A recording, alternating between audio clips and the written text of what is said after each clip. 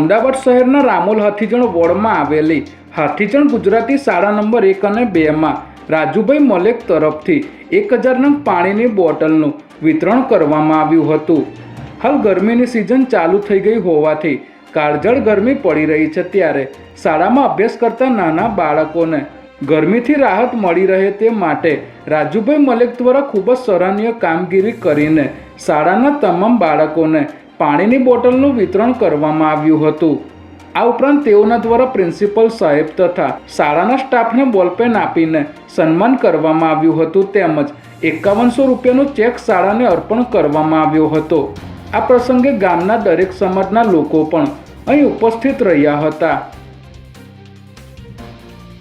અમદાવાદના પાલડી વિસ્તારમાં પેસેન્જર લેવા ઊભેલી બસમાં અચાનક આગ લાગતા અફરાતફરી મચી ગઈ હતી। લાલ દરવાજાથી બાવળા તરફ જતી બસ જૈન મર્ચન્ટ બસ સ્ટેન્ડ પર પ્રવાસીઓને લેવા માટે ઊભી હતી, ત્યારે અચાનક એન્જિનમાં આગ લાગતા ડ્રાઈવરે સમય સૂચકતા વાપરી તમામ પેસેન્જરને નીચે ઉતારી દીધા હતા। જે બાદ આગ વધુ પ્રસરતા બસનો આગળનો ભાગ, એન્જિન તેમજ રૂફ સીલિંગ અને આગળની 4 સીટો બળીને ખાખ થઈ ગઈ હતી।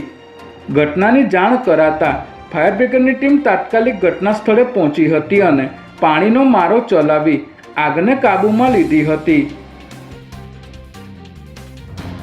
સુરેન્દ્રનગર જિલ્લાના કરોડો રૂપિયાની જમીન એને કૌભાંડમાં તત્કાલીન આરોપી કલેક્ટર રાજેન્દ્ર પટેલને રેગ્યુલર જામીન આપવાનો અમદાવાદ ગ્રામ્ય કોર્ટે ઇનકાર કર્યો છે। કોર્ટે આરોપી કલેક્ટર રાજેન્દ્ર પટેલની જામીન અરજી ફગાવતા જણાવ્યું હતું કે આરોપી અધિકારીઓએ એકબીજાની સાંઠગાંઠમાં એને અને CLU અરજી મંજૂર કરવા માટેના જુદા જુદા દરો નક્કી કર્યા હતા, જેમાં આરોપી પોતે કલેક્ટર હોવાથી લાંચમાં તેનો હિસ્સો ગેરકાયદેસર રીતે 50% નક્કી કરવામાં આવ્યો હતો। ત્યારે આરોપીની સમગ્ર કૌભાંડમાં સક્રિય અને મુખ્ય ભૂમિકા જોતા તેને જામીન આપી શકાય નહીં તેવું કોર્ટે જણાવ્યું હતું।